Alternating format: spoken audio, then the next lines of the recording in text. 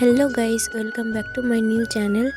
তো আজকে আমি সকাল সকাল উঠে পড়েছি, যেহেতু একটা নতুন চ্যানেল আমি শুরু করেছি, তাই ভাবলাম যে সকাল সকাল উঠেই কাজটা শুরু করি। সত্যি কথা বলতে এত সকাল সকাল কখনো আমি ঘুম থেকে উঠি না। হ্যাঁ, উঠতাম যখন স্কুলে পড়তাম, তখন উঠতাম, কিন্তু স্কুল লাইফ শেষ করার পর থেকে আর সকাল সকাল ঘুম থেকে ওঠা হয় না।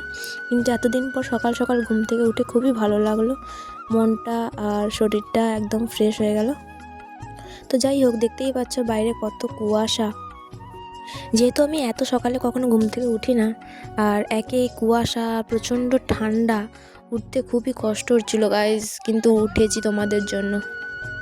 যাই হোক, ব্রাশ করতে করতে একটু বাইরে এলাম আর তোমাদের একটু ভিউটা দেখাচ্ছি। দেখো, আমারও কয়েকদিন একটু ঠান্ডা লেগেছে, এই ঠান্ডাতে আর কুয়াশায় বাইরে বেরিয়েছি, তাই মাও বকছিল একটু।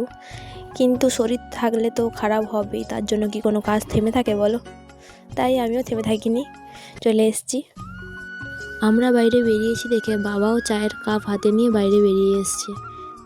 আর বাবা যখনই দেখলো যে আমরা ভিডিও করছি, তখনই চলে গেল ওখান থেকে। যারা ভিডিও করে তারাই একমাত্র জানে যে মা বাবাকে ফ্রেমে আনার জন্য কতটা কষ্ট করতে হয়। আর আমরাই হয়তো লাস্ট জেনারেশন যাদের মা বাবা ক্যামেরার ফ্রেমে আসতে লজ্জা পায়। এই কথাটা কিন্তু একদম সত্যি। যারা যারা আমার সাথে একমত তারা কিন্তু কমেন্টে লিখে যেও।